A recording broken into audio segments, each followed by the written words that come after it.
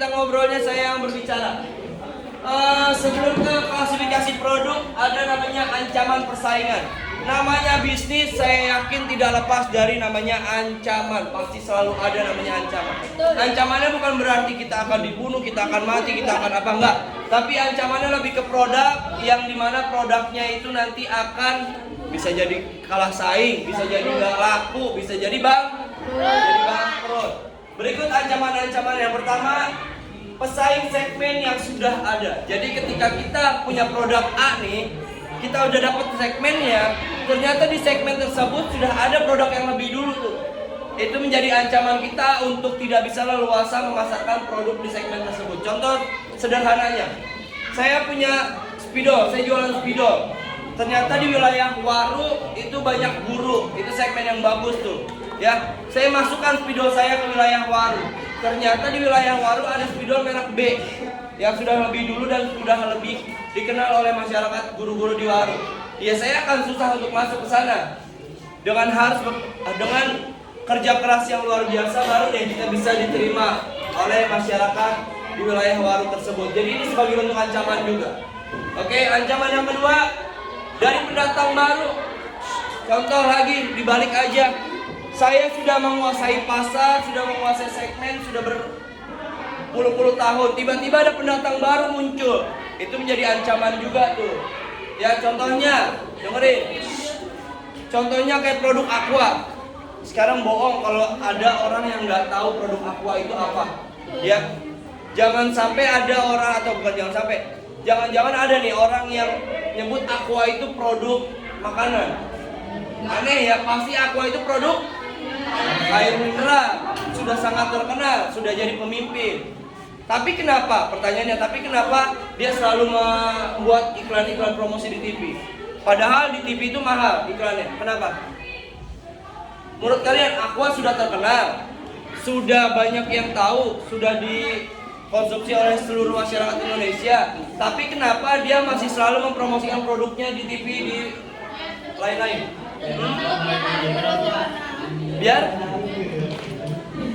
Biar kan udah berkembang, udah besar. Kan udah besar nih, udah dikenal. Ngapain lagi masalahin produk kayak gini deh? Kamu udah jadi presiden, ngapain lagi kampanye? Kan gitu gambaran ya kan? Sama di produk juga, kita udah dikenal, udah terkenal, udah jadi pemimpin, ngapain lagi buat promosi produk? Kenapa? Karena untuk mengantisipasi pendatang baru, makanya dia terus-terusan melakukan promosi. Contoh, Le Mineral baru muncul kapan sih? Baru-baru ini ya. Mungkin kamu TK SD juga belum ada tuh Le Mineral tuh. Tapi semenjak Le Mineral muncul, datanglah pesaing baru. Makanya Aqua selalu berinovasi, selalu mempromosikan produknya, bekerja sama dengan ABCD. Tujuannya untuk tidak disingkirkan oleh si pendatang baru tersebut nih. Ya, jadi pendatang baru ini sebagai bentuk ancaman. Contoh gini deh, lagi saya kasih contoh satu lagi. Kamu jualan cilok di sekolah nih, di kantin. Besok tiba-tiba ada yang jualan gorengan, walaupun beda jenis ya. Itu sebagai rasa ancaman nggak? Rasa ancaman kan? Dengan adanya pendatang baru. Caranya gimana sih untuk kita mengantisipasi? Jahat itu kan diusir. Caranya diapain? Dimurahin. Pertama, kita harus melakukan riset dulu, mengenal dulu, mengunjungi dulu, memperhatikan dulu pendatang baru kita itu siapa, apa, kenapa, dan alasannya apa. Setelah kita mendapatkan riset, sudah mendapatkan data, baru deh kita bertindak dengan cara apa? Promosi, dengan cara apa, bisa ya, banyak hal. Lanjut lagi, produk pengganti, ini juga sebagai bentuk ancaman karena setiap produk bohong, dia hanya satu-satunya pasti ada produk pengganti. Contoh, hari ini saya mau beli cireng, tiba-tiba sampai warung cirengnya habis. Akhirnya beli apa? Cireng ke bakso jauh banget. Gorengan atau risol atau apa. Biasanya gitu ya. Kita pengen banget boba nih. Bobanya habis. Akhirnya beli capcin. Itu kan produk pengganti tuh. Tapi ya itu produk pengganti kan. Yang produk pengganti itu yang hampir sama jenisnya, sama juga manfaat dan fungsinya. Contohnya ya kayak tadi tuh, kita mau beli boba, ternyata bobanya habis, pindah ke capcin. Tapi kalau kita punya stoknya yang banyak, kita nggak khawatir dengan adanya produk pengganti. Jadi salah satu penyebab produk pengganti bisa naik, sekali lagi nih, salah satu penyebab produk pengganti bisa naik karena tidak adanya stok yang cukup. Ya contoh, kalau cirengnya tiba-tiba stoknya habis, otomatis customer pasti pindah ke produk pengganti. Besoknya balik lagi ke produk utama cireng, cirengnya habis lagi, ke pengganti lagi, terus aja akhirnya cirengnya dilupakan. Jadi males, minggir, kalah saing. Jadi solusinya adalah untuk mengantisipasi produk pengganti, kuatkan stoknya, ya, perbanyak stoknya, supaya produk pengganti tidak bisa naik. Paham ya? Biasanya kan customer gitu. Kalau beli A nggak ada, cari deh yang sejenis. Biasanya gitu kan? Ternyata dia nyaman nih sama yang sejenis. Ya udah yang A ditinggalkan. Begitu sama kayak kalian juga. Kalian punya pacar A nih. Pacarnya udah mulai goyang nih. Kamu pindah ke B. Ya yang A ditinggalin, ya nggak sih? Oh enggak. Balik lagi ke A. Balik lagi ke A atau ke B? Oh yang B kasihan dong di PHP-in. Kemana? Gua aja rakus banget. Ya ini ancaman ketiga yaitu produk pengganti. Lanjut lagi, yang terakhir ada ancaman persaingan. Yang keempat yaitu meningkatnya kemampuan menawar pembeli. Wah kalau pembeli kalau udah nawar tuh hati-hati tuh. Jahat banget ya nawarnya tuh. Harganya 50 udah bu 15.000. Masya Allah dari 50.000 ke 15.000. Ya biasanya gitu mak-mak tuh. Begitupun sebaliknya kalau kamu jadi customer pasti maunya harganya semurah mungkin kalau kamu jadi customer. Caranya gimana untuk mengantisipasi ini kira-kira? Para seorang marketing, caranya untuk mengantisipasi kemampuan menawar si pembeli gimana? Kan serba salah ya, kita jualan nih, misalkan ibu-ibu nawarnya kemurahan, kita nggak kasih nanti ujungnya berantem, ya nggak sih? Kalau dikasih kitanya nggak dapat untung, jadi bingung. Jadi gimana solusinya? Nggak usah beli, kita rugi. Ayo, gimana solusinya? Menurut Saskia, solusinya gimana? Untuk mengantisipasi kemampuan menawar pembeli. Boleh ditawari jalan tengah. Apa jalan tengahnya? Misalnya harga kita terlalu tinggi, tapi harga ditawarkan terlalu murah, kita ambil di tengah-tengah. Kalau si ibu-ibu mah begitu ya, kalau udah dikasih harga tengah-tengah pun, enggak udah bang, maunya segitu aja udah bang. Gitu. Masa? Sama kamu nggak gitu? Ya pokoknya biasanya seperti itu. Caranya, tahu nggak? Mau tahu nggak nih caranya? Caranya dengan meningkatkan skill jualan kalian. Dengan meningkatkan skill penjualan kalian, kalian bisa mengantisipasi si kemampuan pembeli ini dengan cara apa? Skill negosiasi namanya. Nanti ada pembelajaran yang kalau nggak salah di kelas 11. Mapelnya negosiasi atau materinya negosiasi. Itu dimana skill kita diajarkan untuk tata cara berbahasanya, tata cara melakukan penawaran yang baik. Ada strategi naik turunnya, misalkan contoh, gampang kok strateginya, misalkan untuk mengantisipasi ini ya kemampuan menawar, harga utama topi gini-gini. Baju itu harganya 50.000. Ya, terus topi harganya 20.000. Oke, misalkan kayak gini. Ada juga menggunakan cara kayak gini. Ini satu nih, ini contoh ya harga dulu. Ada yang menggunakan cara kayak gini. Baju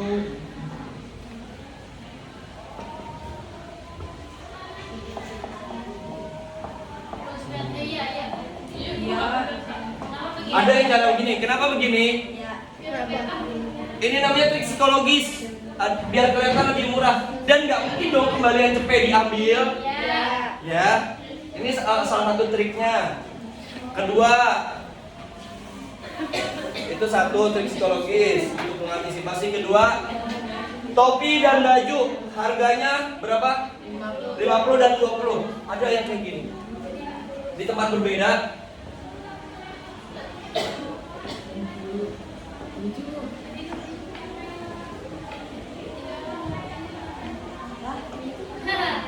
Baju beli topi harga 70.000. Sama baik padahal kan, itu trik loh. yang luar biasa strategi pemasaran, trik psikologis juga. Biasanya tukang bakso juga. Nah, kan konsumen kita tuh sangat antusias, sangat semangat kalau mendengar kata bebas gratis, buy one get one free dan lain-lain. Jadi dia semangat banget jadi segini. Sama padahal, yaitu salah satu trik-triknya tuh, sedikit tips trik. Oke, sudah ada pertanyaan atau kecepatan bilang ancaman-ancamannya paham ya? Nanti kalau ada soal bisa menjawab. Bisa dilanjut? Lanjut sedikit lagi ya. Masuk ke materi berikutnya yaitu klasifikasi produk. Ada yang tahu klasifikasi itu apa? Klasifikasi itu apa? Klasifikasi itu pembagian produk-produk. Jadi di produk-produk itu ada bagian-bagian. Yang pertama klasifikasi produk menurut fisik. Kalau fisik berarti kelihatan ya. Ada produk berwujud. Di dalam produk berwujud itu ada barang konsumsi, barang industri, barang komplementer, dan barang substitusi. Barang konsumsi dulu, boleh sambil dicatat atau diperhatikan, ini penting.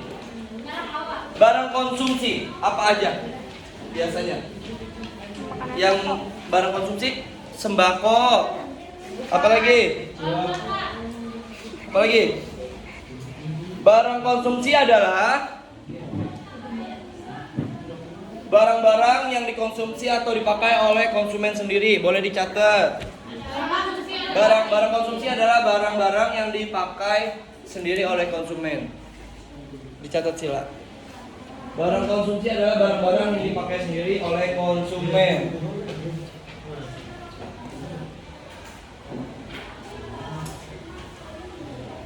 Udah? Terbagi menjadi 3. Boleh dicatat juga, jangan lupa. Barang konsumsi itu terbagi menjadi 3. Ada kebutuhan. Udah? Barang konsumsi adalah barang-barang yang dipakai sendiri oleh konsumen dan dibagi menjadi 3, yaitu barang kebutuhan primer, yaitu barang kebutuhan primer, sudah? Sekunder, dan tersier. Tersier nih. Tersier. Artinya, atau dalam kurung aja deh. Dalam kurung, kebutuhan primer itu kebutuhan pokok. Seperti apa contohnya kalau kebutuhan pokok? Sembako, beras ya, oke. Itu primer. Udah? Pokoknya primer itu kebutuhan pokok. Sekunder itu kebutuhan lainnya atau kebutuhan. Iya, di dalam kurung pokok wajib, sekunder itu juga wajib. Sama kayak seperti sandang, pangan, papan. Ini tuh sekunder, primer, dan tersier. Dan sekunder itu kebutuhan wajib, tersier itu kebutuhan lainnya.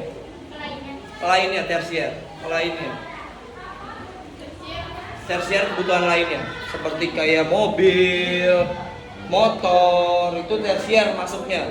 Kalau sekunder itu lebih ke baju, apalagi kerudung, celana, itu kebutuhan wajib. Kalau primer pokok, makan, canda ya, beras, telur, dan lain-lain.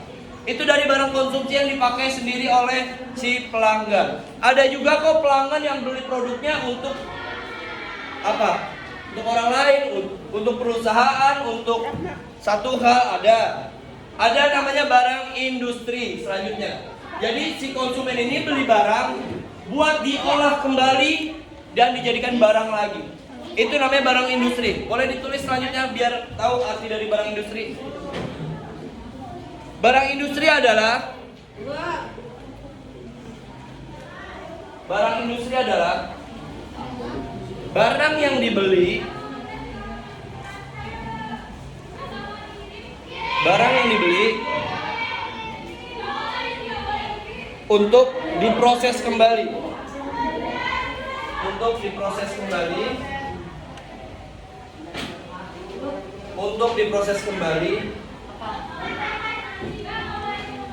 Demi kepentingan industri. demi kepentingan industri. Kepentingan industri itu namanya barang industri atau industrial goods. Ya, contohnya apa? Barang yang kita beli untuk diolah lagi. Contohnya lauk, ikan.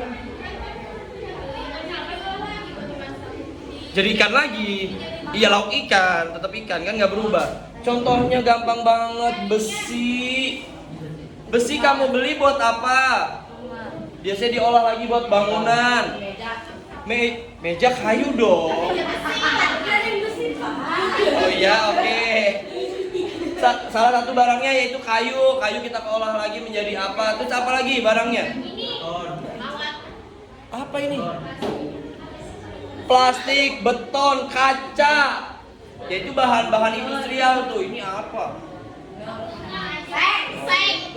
Seng. Seng, jadul banget bahasanya seng. Ya pokoknya ini. Seng. Oh iya, salah pilih seng. Kamu panggilannya gitu ya? Oh, bubuk. Dia Bubuk pipip, bubuk pipip. bebek Pak, bebek. Oke, sudah ya. Itu barang-barang industri itu ada pasir, ada besi, ada kayu yang diolah dijadikan suatu barang. Lanjut, ada namanya barang komplementer. Barang komplementer disebut juga barang yang harus berpasangan dengan lainnya. Gampang banget ini kalau bisa diartikan. Barang komplementer adalah barang yang disebut juga sebagai barang yang berpasangan. Dah gitu aja. Ya oke, boleh deh. Barang komplementer adalah barang yang berpasangan. Udah gitu aja, gampang. Sarah dengan Rizky Media.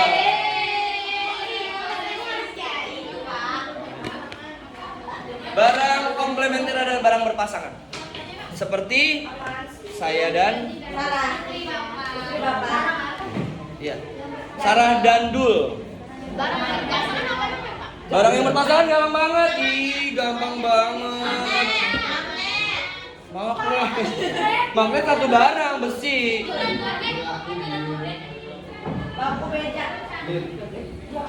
Kopi dan air bukan barang. Kopi dan gula, teh dan gula. Terus apa lagi? Gula barang dong. Kalau kopi tanpa gula jadinya apa? Seperti apa? Oh, seperti dia lagi. Ya, jadi barang komplementer itu barang berpasangan, seperti kayak roti dengan susu atau selai ya. Kalau roti doang digado rasanya kayak gimana gitu ya. Tawar, seperti hidupnya Sarah. Tawar. Nada manis-manis ya, Ra? Ada pada komentarnya. Oh gitu. Lanjut, terakhir ada namanya barang substitusi. Ada yang tahu substitusi? Kalau di bola pasti substitution for. Ada yang tahu nggak? Payah banget bahasa Inggrisnya nih. Substitusi adalah pengganti, barang pengganti. Banyak banget contohnya kayak tadi. Kan tadi udah sebut. Udah pengganti. Atau barang substitusi. Ini menurut fisiknya dan produknya yang berwujud. Ya, ada 4 poin. Ada barang konsumsi, barang industri, barang komplementer, dan barang substitusi. Saya ulang boleh ya? Barang konsumsi adalah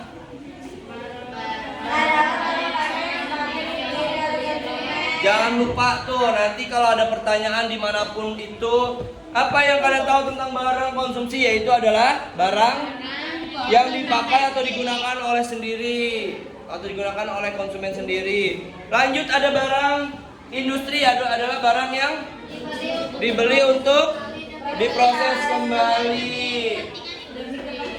Oke, lanjut lagi ada barang komplement. Oke, lanjut lagi ada barang substitusi adalah gampang kalau kita artikan ya secara singkat.